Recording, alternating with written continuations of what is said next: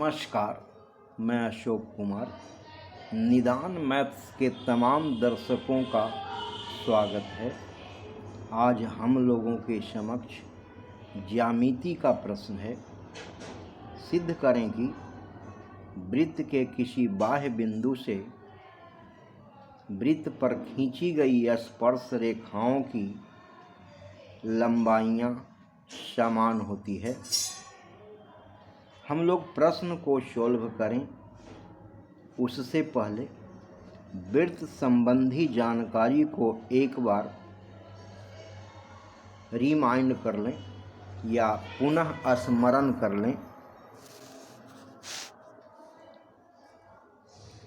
एक नियत बिंदु या केंद्र O से अचर दूरी पर एक ही समतल में रहने वाले बिंदुओं का समूह वृत्त कहलाता है। नियत बिंदु वृत्त का केंद्र O और अचर दूरी वृत्त की त्रिज्या या वृत्त का रेडियस R कहलाती है।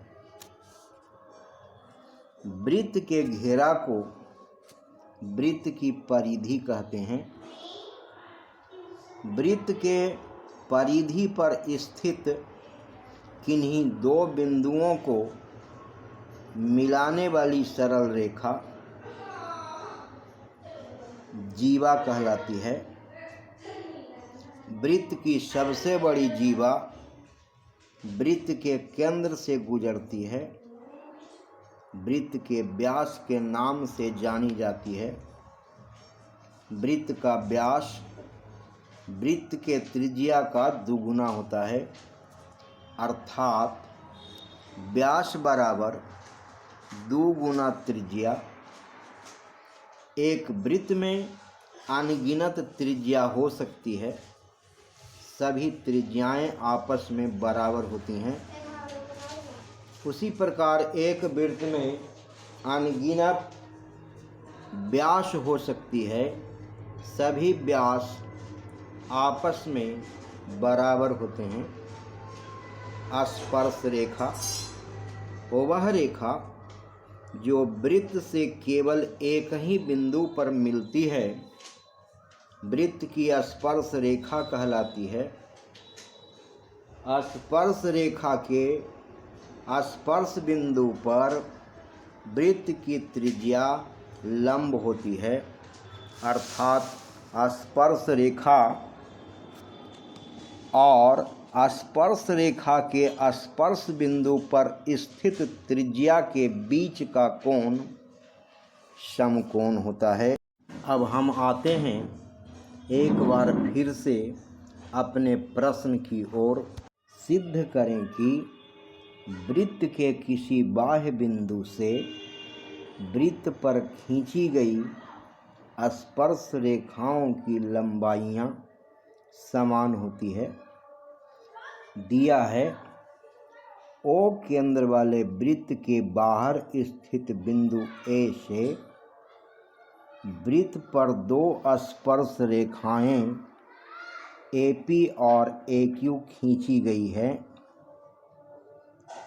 सिद्ध करना है AP इक्वल्स AQ होंगे।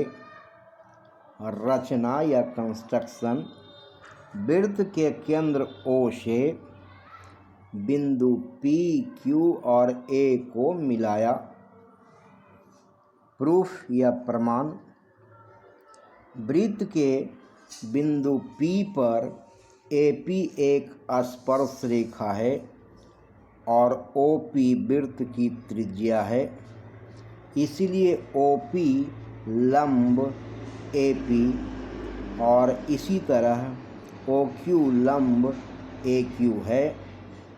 अब समकोण त्रिभुज OPA और समकोण त्रिभुज OQA में OP इक्वल्स OQ, दोनों वृत्त की त्रिज्याएं हैं, इक्वल्स R।